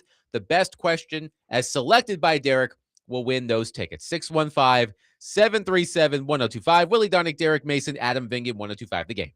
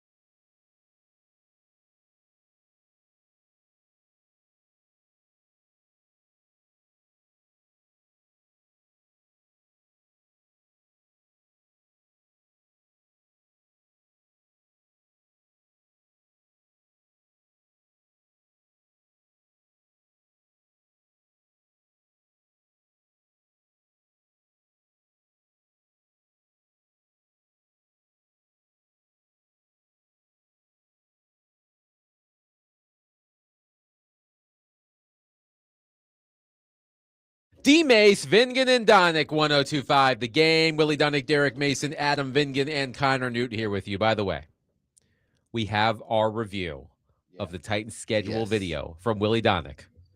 Meh. And I quote, meh from Willy Donick. But he did like the Mendoza one. He liked the Mendoza lookalike. But otherwise, meh from Willy Donick. Harsh grader. You're harsh, man. I don't know. That's tough. It's tough to get 17 for 17 when you try that exercise there. That is fine. They tried. They tried. They did try. All right. It is time for Ask Dmase. 615-737-1025. But there's a kicker this time. Not an actual kicker. If you ask a question via text to Derek Mason at 615-737-1025, and he chooses you win a 4-pack of tickets to see the Nashville Cats take on the Oceanside Bombers at F&M Bank Arena tomorrow. Derek Mason, of course, along with Kevin Dyson, will be an honorary captain for the Nashville Cats. We had Jeff Fisher on in the previous hour talking about that honor for Derek Mason. So if you want to be at the game with Derek Mason, ask him a question now at 615-737-1025. He will pick the best question, and that person will win a 4-pack of tickets to see the Cats tomorrow. All right, let's start with Dwight in Fairview. He says, Dmase, if you could have gone pro in any other sport besides football, which would you have gone for, and do you think you would have, succeeded best at? Man, I would probably say track and field. I enjoy basketball, but it came to a point where I knew it's like, no matter how much work I put in, I'm not. It's not gonna happen. Is that when you scored on the wrong basket? That was way before that. But that should have gave me an indication that, hey, listen, you know how to play, but you don't know how to play at that level eventually. So basketball I always thought about, but no, but I think track and field. If you're talking about another sport, I never tried baseball. I was always, for some reason, I was always scared of the ball hitting me. And that's odd because I'm getting hit out on a football field. But it was just something about the unpredictability of that pitcher throwing at me and me not thinking about whether he's going to hit me or not. So I never really tried baseball. But I think track and field. I was a really good 400 runner. I loved the 400. Long jump, high jump, 200. 4x1, 4x2, 4x4. Wasn't a 100 guy, even though I could run it. I just, guys were much faster than me in 100. I could place, but beside placing, I wasn't winning. Okay, this might be the leader in the clubhouse for me, but I'm not the one making the decision. Dmase from Jared in Spring Hill. How do you get out of going to a destination wedding who's a distant wife's friend without getting in trouble? Distant wife's friend. See, the only way you get out of that is if you convince her not to go. What does he mean by distant wife's friend? I guess it's his wife, distant friend. Like friends, but they don't keep in touch. Like with acquaintances. Yeah, absolutely. Okay. So first you got to get your wife to decide she doesn't want to go. Because if she wants to go, I'm not sure you're getting out of it. You're brother. SOL. If your wife wants to go, exactly. You're going. SOL. You're going, man. So you need to convince her not to go. Willie, any advice for Jared? Okay, let's break this down one more time. Give it to me again. He says, Dmase, how do you get out of going to a destination wedding of your wife's distant friend? I guess that's what Jared means, without getting in trouble. How do you get out of a destination wedding without getting in trouble? You mean without going Larry David? Just being blunt? Yes. How do you get out of it? Is there a travel ball tournament that your son or daughter has to play in? Like this is the championship of the Southeast or, the regional, World Series. There's usually a travel ball tournament going on that I think you could, that always has a title that makes it sound like it's the most important tournament of all time when we know it's not. Or another thing is, another way you can get out of it, depending on if you work for someone or if you own your own business, to say, hey, I got to work. So Willy brought up Larry David, and you know me. Mm-hmm. I love Larry David. The man can do no wrong. I wish I could be as blunt as him and get away with it, but I don't think anybody can. He did an interview with Rich Eisen years ago, and Rich Eisen asked Larry David about destination weddings. Mm-hmm. And Larry David, no surprise, not a fan of destination weddings. Rich Eisen asked Larry David, what's the furthest you'll travel to attend a wedding? He goes 90 minutes by car. That's as far as he'll go. and Rich even said, what if they pay for the airfare, you're in first class? He goes, no, 90 minutes by car. And Eisen said, so what do you write on the RSVP? He says, can't make it too far. Which is something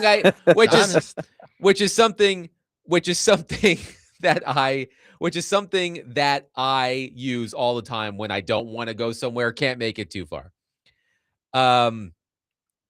Okay, Jared, what's the destination in this case, though? For our that's okay. Hey, Jared, if you're listening, what is the destination? He says a close friend, but she says it's a close friend, but she feels guilty. It's in Mexico. Ooh. He says it's in Mexico.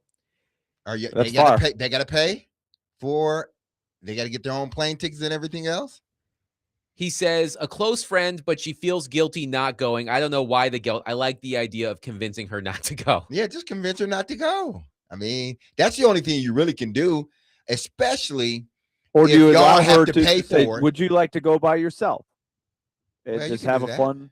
Jared also says he's a teacher and it's over the summer, so work is not an excuse. You ain't teach summer school?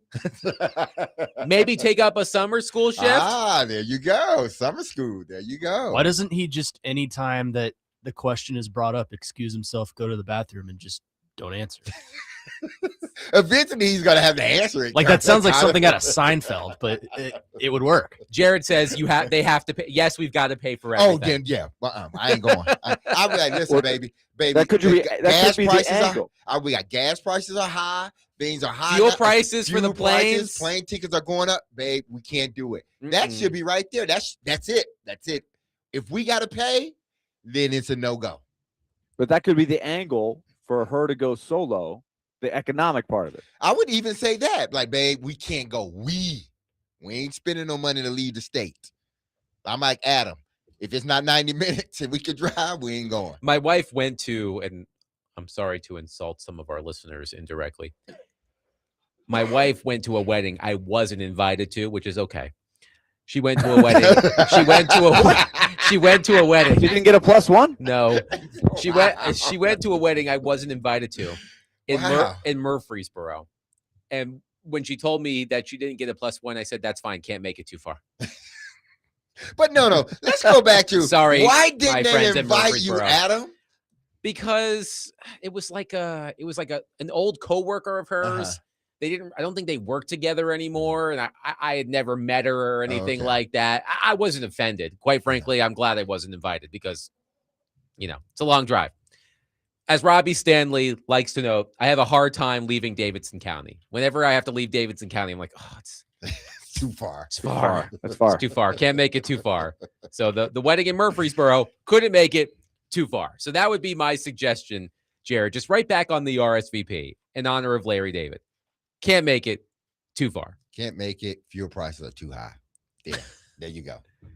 One texter says, Derek, will the Titans win at least 2 non-divisional away games this season? So they have Baltimore. They've got the Giants, the Ravens, Dallas. Let me pull up the schedule here. That at home. They face the Giants on the road, so non-divisional road games. Mm-hmm. The Giants on the road, the Ravens on the road, the Bengals on the road, the Cowboys on the road, the Lions on the road, the Raiders on the road. Who, 2? Can they win 2? I'm going to be optimistic. Yes, they can win 2. Okay, and which 2? They can win 2. And which 2? The Raiders, obviously.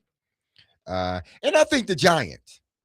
And depending on which Cowboy team show up this year, it can be the Cowboys because we all know the Cowboys will cowboy all over themselves. That does happen from time to time. Yeah. How about this bold prediction, Willie, from our friend Teron Davenport on ESPN.com? TD predicts the Titans will go 3-1 against the AFC North this season. Ooh. 3-1. That's big talk. Against the AFC North. Your thoughts? Bengals, Steelers, Ravens, Browns. Whew. Browns and Steelers at home. Not crazy. Ravens Not and Bengals crazy. on the road. Not crazy. You don't think it's crazy? No. 2-2, yes. The Ravens look like. I mean, you always expect the Ravens to have their act together. It's a new coach. You know, this could be a different Ravens. Yeah. So I wouldn't. Let's see how they are. It's fairly early in the season, I guess, when they play them. They play the Ravens in week 4. They play the Bengals in week 8. They play the Browns. Sorry, they play the Browns in week 7. Okay, hold on. Let me start again. Now I know why Chad Withrow gets so upset about the horizontal schedule. I don't know up and down. All right. Ravens on the road in week 4. Browns at home in week 7. Bengals on the road in week 8. Steelers at home in week 17. The final home game at the old Nissan Stadium. I mean, it's bold. It's a bold prediction, but it's not crazy. It's not too crazy. Yeah. And Joe Burrow could get hurt. Aaron Rodgers could get hurt. Now, he predicts, by the way, he predicts the one loss will be on the road at Cincinnati. He didn't even pick it at Baltimore.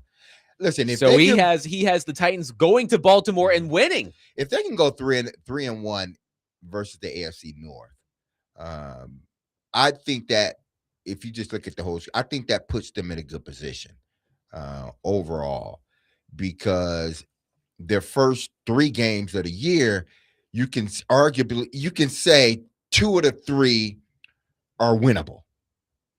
So you're talking 5 games already, and the season hadn't ended. Obviously, they would have one more game with the Houston Texans, but in between there, if they can go 3-1 against the AFC North, I would almost say that they're having a much better season than what was anticipated, because these are some good teams they're going to have to play in the AFC North. And if they go 3-1 in the AFC North, that means they are a much better team than what we thought. So if the Titans do pull off the upset against the Ravens, as Teron Davenport has predicted, that would be the biggest upset of their season based on the early betting lines. As I mentioned previously, the Ravens favored by 8.5 in that game. That's the biggest spread so far of the Titans season. So that is a bold prediction from our friend TD, who has the Titans going 3-1 against the AFC North with the one loss on the road at Cincinnati. Here's another prediction. All right, let's hear it. They will not get swept in the AFC South. Okay. They would be at least one. They will win one game in at least the other 3 games. Were they swept in the AFC South last season? I think the only team. I think they were. I tried to block last season from my memory. They didn't beat Indianapolis, and I don't think they beat Jacksonville. I'm taking a look. Hold on here. Well, let's look at the 3 games they won. They won. They beat the Cardinals. Chiefs, they beat the Cardinals. And they beat the Falcons. They went over in the AFC South. So I predict that they split 3-3. 3-3. Okay. Do you want to pick the games right now? Want to pick which 3? Come on, Derek. It's just all of it. Yesterday, you said the Titans were going 14-0 and having 11 primetime games, basically. I didn't say they were going 14. You might as well have. I didn't say they were going Willie heard the same thing I heard. Block out your Valentine's Day. I do think your optimism was shining through yesterday. Maybe it was just because it was a nice day at the ballpark. Maybe that's it. Maybe that's it. All right. 615-737-1025. We'll get to more of your questions for Derek Mason as part of Ask Dmase. As a reminder, the best question via text to Derek Mason, as chosen by Derek Mason, will win a 4-pack of tickets to see the Nashville Cats take on the Oceanside Bombers at F&M Bank Arena tomorrow. Derek Mason will be there as an honorary captain alongside his friend Kevin Dyson. You can meet Derek. You can watch the game. If you want those tickets, ask a question, Derek. We're wrapping up the show. Coming up next, Derek Mason, Adam Vingan, Willie Donick, 102.5 The Game.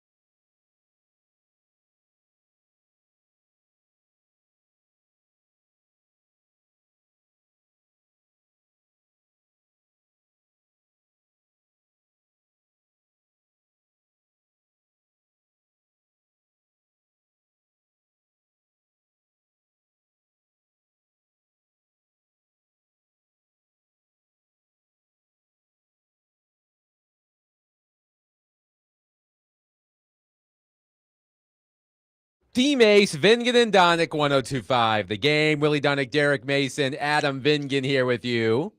Wrapping up the show for the week.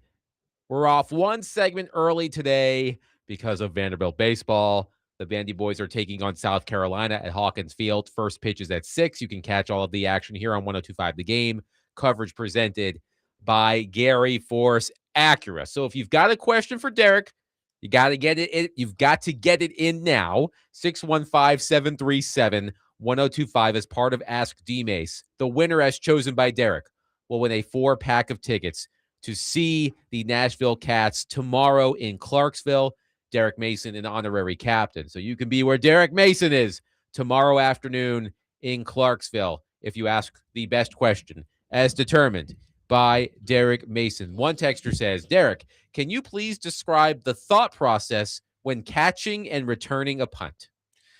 Oh, man. First, you want to make sure we would always, depending on what the kicker's average was, we would line up based upon that. Now, if Will's kicking inside the red zone, then if he's kicking inside the plus 50 or 45, if they're punting, what you want to do is put your heels on the 8-yard line and do not, and I repeat, do not catch anything that is going over your head. I've seen that way too many times this past season, where guys don't know where they are when it comes to catching the football, and they end up catching on a 5-yard line.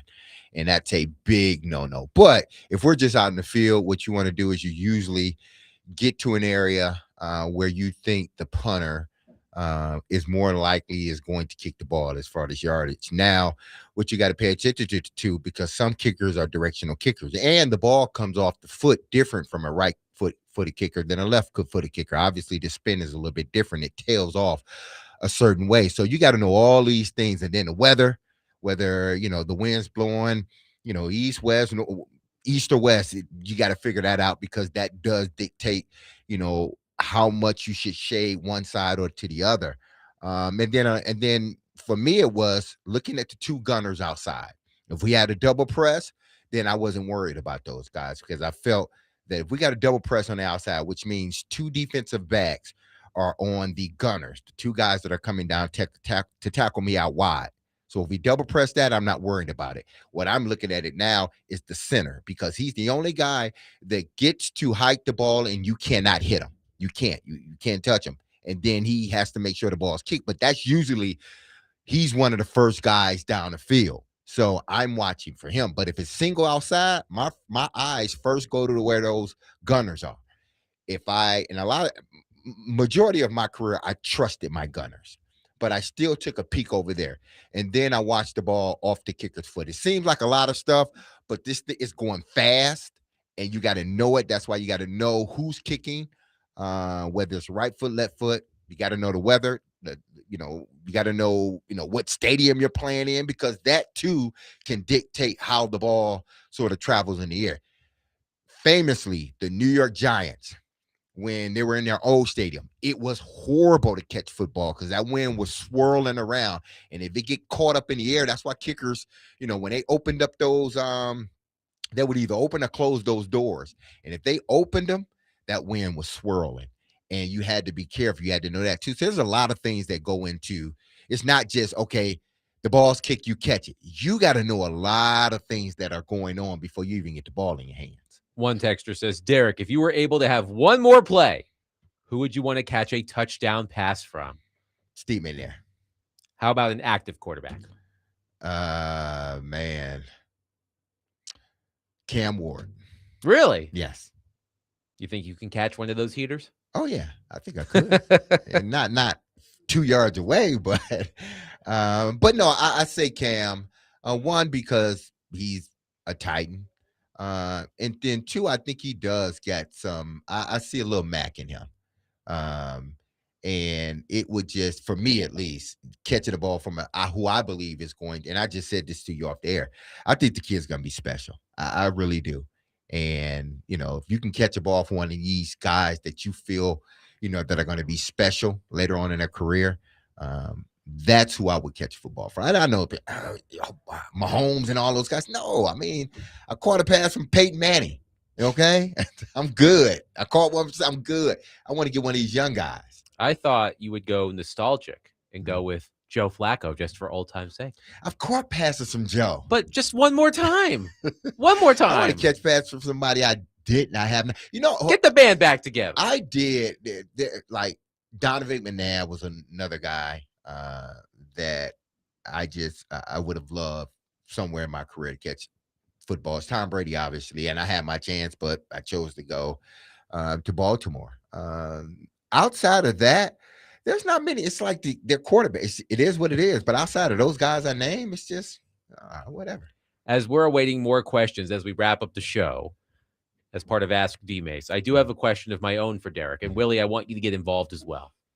So I'm off next week. Mm-hmm. On Monday, I'll be on an airplane flying to Virginia to visit my parents. Derek, what are your fashion faux pas for people traveling on airplanes? First and foremost, please have on closed-toed shoes. Thank you. Please. Men.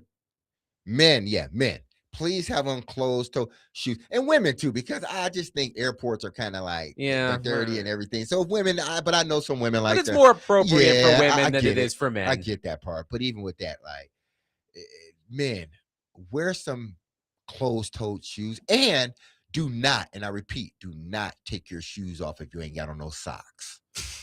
Don't do that. Do not let the dogs out. No, that dog's better stay in. Now, I will take it one step further. And then I want Willie's fashion faux pas while traveling on an airplane. I will take it one step further. This is a crusade I've been on for many, many years. If you've listened to me on the station in any capacity, you may have heard me say this. Derek said, men do not wear open-toe shoes on an airplane. Men do not wear open-toe shoes under any circumstances in public unless you are on your way to or on your way back from a water-related activity. If you're going to the pool, if you're going to the beach, the lake, the boat, whatever, you want to wear flip-flops, go nuts. If you're just going out, put some sneakers on. You will never, and I mean ever, to quote Chris Jericho, you will never catch me wearing sandals or flip-flops in public unless I'm attending something that involves the water. I'm with you on that. 100%. I can vote for that. Yes, I would vote for that. Okay, join my crusade. It's unanimous. We're joining. Join the crusade. It's not unanimous. I Whoa. Damn. No, Connor. Yes, you can. Or What? You've aged out of it. You're too young. You can't. You have no vote in this. But I wear socks with slides. That's what I do. My son does the same. So for your like, there's an I'll age limit. Yeah, there's an age limit where you can get away with that. I think when you're in your 20s, you can get away with it. I'll allow it. Okay, so I got 8 more years. Yeah, you got. But if you are going on a plane, you can't get away with it. Oh, well, I'd never do that on a plane. Thank you. Also, you want to piss off my mom. By the way, you do not want to piss off my mom. You want to piss off my mom? Men, wear a hat at a restaurant. Ooh. She absolutely hates that. I feel like people have softened on that over the years. Yeah. True. I think they have, but If you're going like along similar lines with the open toe shoes, if you're at the beach and you're going to like a beachside grill and you want to wear a hat, that's fine. If you're going to a nice dinner, a nice casual dinner, no hat. Yeah, take the hat off. I'm with you. You're pushing it on that. Yeah, I'm with you on that. You want to absolutely like my mom is nearing 70 years old, and I'll see her next week, and I guarantee you, if we go out to dinner and someone's wearing a hat, she's gonna be like, I can't believe that guy's wearing a hat. Take the hat off. I'm like, you can go over there and tell him yourself, Mom, if you really want to. Take off that damn hat. Would your mom do that? So where is the line? Where is the line? Let's just name a hypothetical here. Let's say you are at a chain bar and grill, not an elegant, really nice place, but just like a hangout bar and grill. Hat or no hat? That's the line to me. I would have to ask my mom what her line is. My line, like, that's fine. It's like if you're going to a restaurant where the dress code is anything above casual, like dressy casual or business casual or whatever. No hats. No hats. To me, it's mostly if you're again at the beach by the pool and you're grabbing a burger somewhere and you got your hat on coming off the beach, totally fine. But if you're at the sit-down restaurant, you're wearing a nice pair of slacks and maybe a button down, take off the damn hat. Yeah, I feel you on that one. So, how about places with bars? Just like it may be a nice restaurant, but it has a bar in it. Can you wear your hat at the bar? Now we're finding all sort of loopholes here. There are loopholes. There are a lot of loopholes. It's very important information. Yes. We got to know you this. don't want to get on your mom's bad side. No, oh, you do not. You do not want to get on Beth Fingen's bad side. It's not a good idea. It happened way too many times in my youth. Here's another one on planes again. Bringing up Larry David. Should men be allowed to wear shorts on airplanes in the summer? No. No.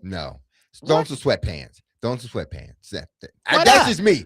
That's just me. Nobody want to. Well, there was a scene in Curb Your Enthusiasm. Larry David sitting next to another man in first class. He's wearing a shorter pair of shorts. He's got his legs crossed. Yeah, and Willy. He said it was quote unquote grotesque to see the other man's thigh. Willie, what if the guy's sitting? I don't want his bare leg touching no, man. I don't want to feel your hairy leg. Middle of the summer though, like a real hot day. Just throw some sweatpants and they need to be longer shorts. They need to be longer shorts that when you're sitting down, they're covering your upper leg. Yes. Like, don't wear shorts like the ones I'm wearing right now that kind of ride up my thigh a little bit when I sit down. You've got to wear. No, we don't want that. Yeah, you don't. You got to wear no shorts. Booty shorts. Yes. You got to wear the shorts that are long enough when you're sitting down to cover your thighs. I think that should be taken under consideration. That should be so no booty shorts on the plane. No, men, no booty shorts. No. What if your underwear is on backwards? That did happen. That did happen about 3 weeks ago on this very program. I did the whole show with my underwear backwards. Oh my goodness! And that's why I need a vacation. Oh man, well you will get one. How do we feel about reclining in this day and age? Under no circumstances should you recline. I would. If I were running unless the FAA, nobody sitting behind you. If I were running the FAA, I would tell all airplanes no reclining. Take all of the buttons off. No, I think there should be reclining, but be respectful to the person behind you. I like to recline mine just a little bit, it's and I don't push the button and just automatically go down because that's when people get mad. No, here's what you do. I slow it up. Do you peek? Back. Do you peek behind? Yes, I do. To give the acknowledgement to the person behind you. I'm absolutely, because I don't want to hit their knee or anything, so I kind of recline slowly. And then kind of get myself situated. But I'm cool with reclining. One texter says, shorts and slides on the plane and hats at restaurants. I'll be 33 this year. Texter, my mother would hate you. I'm just and I might hate you a little bit too. Just kidding. One texter, Joey says, I always travel with long sleeves, long pants, and comfortable shoes. I get cold on planes. Just cover yourself up. One texter says, you guys would hate me. I have no problem with flip-flops. If I wear shorts on the plane, they're at least knee length. But I agree, no shorts. Yes, they have to be knee length. There we go. All right. Well, I will make sure. How do we feel about small talk with strangers on a plane? Ooh. It all depends. It's okay if the person isn't wearing headphones. You can make an attempt if the person sitting next to you isn't wearing headphones. But if they've got the AirPods in, don't talk to me or don't talk to them. If you know the person isn't quite engaging, then just leave it alone. If somebody says hi to you, you say hi back, and that's it. Then don't engage. Just leave it at the hi, and let that be it. Do you clap when the plane lands? No. Why do people do that? Don't do that. Like, why? It's a service. It's his job to get us on the ground. His or her job to get us on the ground. It's like ringing the bell at an Arby's. No, they ring bells at Arby's? Yeah, it's a thing. Oh, wow. I didn't know that. I haven't been in Arby's in decades. How do you feel about pilots cracking jokes over the intercom? I love it. Because some of them are funny. Better be good. Some of them are real funny. If you're gonna make me interrupt my movie, because when you've got the screen and it pauses when there's an announcement. If you're gonna make me miss my movie to make a joke, it better be a damn good one. How about happy birthdays on planes? I just want to get there and get off. You don't want to say happy birthday to the person as the stewardess is saying, happy birthday, Adam. Everybody sing happy birthday. You don't like that? No. Okay. I do not like that at all. Fortunately, it's not my birthday on Monday when I'm on the airplane. Quickly, who wins our tickets for the Nashville Cats game tomorrow? Man, I got to think about that. I still got some. Okay, Yeah. we'll think about it. We'll contact you Yes. right after the show. But that'll do it for us today and this week. We hope you enjoyed it. We sure did. I am off next week. I leave you in the capable hands of Willie and Derek, and also Connor. I hope everybody had a wonderful week. Thank you to all of our wonderful guests this week. We had so many excellent guests. Have a wonderful weekend. Since I won't talk to you until then, have a wonderful Memorial Day weekend. Willie and Derek and Connor will be back 3 p.m. on Monday. I will talk to you May 26th. Okay? Make sure this place is still standing when I get back. We're going to try to keep it going. Okay? I'm going to go put on my short shorts and get on the airplane. With your And let's flip hope the Big Red are still alive Yes. when you get back. Quickly. They're called booty shorts. Yes, quickly, Willie. What's the situation for the Denison Big Red this weekend? Ooh, the situation is they won today. They avoided a huge round one upset at the hands of the Grinnell Pioneers. But they won in a walk-off 5-4. They have advanced to the winner's bracket. They will play Cortland State. Let's go, State Big Red. in the All winner's right. bracket game tomorrow afternoon. All right, go Big Red. We will talk to you. Well, they 40th will. win in a row, by the way. But who's bragging? Ho hum. 41-1 on the year. We will talk to you Monday at 3. Beloved, love on your people. Have a safe, blessed, and wonderful weekend. I love you. The team loves you. You hear that music. Don't you forget about us, because we will not forget about you. We will see you not bright and early, because it'll be later on in the afternoon. But we'll see you any afternoon when the sun is shining high at 3 p.m. on 102.5 The Game, because I be talking, or we be talking, and We be listening. there we go. Love you. Peace. Stay safe.